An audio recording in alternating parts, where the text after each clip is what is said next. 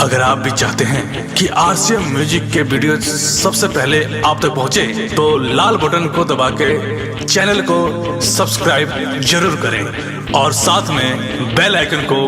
दबाना ना भूलें।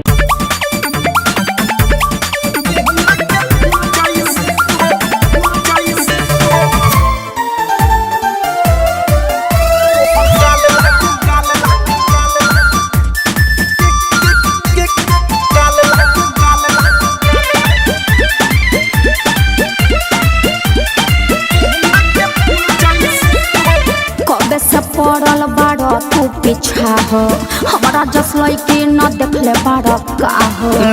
आज ले कहियो ना बोलो जान ले बुका कबे से पड़ल बाड़ तू पीछा हो हमारा जस लइके न देखले बाड़ का हो ऐसन का खास बाकी ताकत रयो से तोहर गाल लागे गेंदा के फूल जैसे है गोरी फूल जैसे तोहर गाल लागे गेंदा के फूल जैसे फूल जैसे है गोरी फूल जैसे हम पागल लौक रहे हैं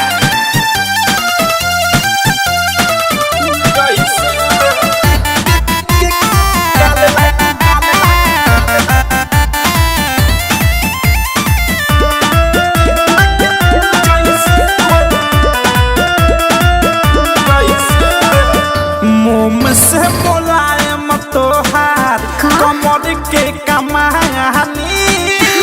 चेहरा बोला के जैसे सोना के पहानी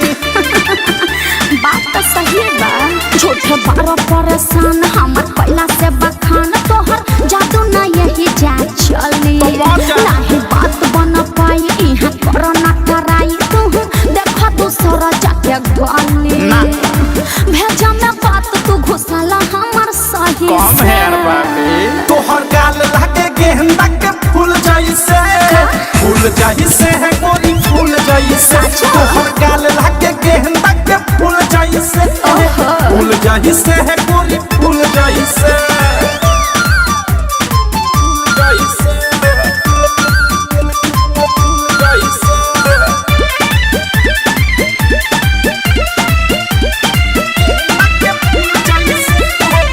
सोचहु में बारू तू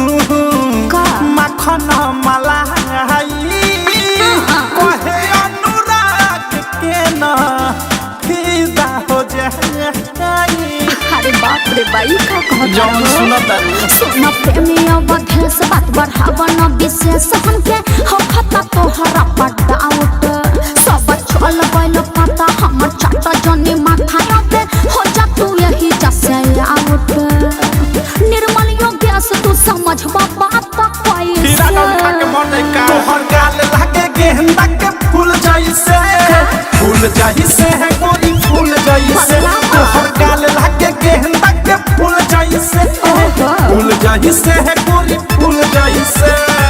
कबे से पड़ल बाड़ तू पीछा हो हमारा जस लइके न देखले बाड़ का हो ऐसन का खास बाकी ताकत रयो से तोहर गाल लागे गेंदा के फूल जैसे है गोरी फूल जैसे तोहर गाल लागे गेंदा के फूल जैसे है गोरी फूल जैसे कुछ भी बोलते हो।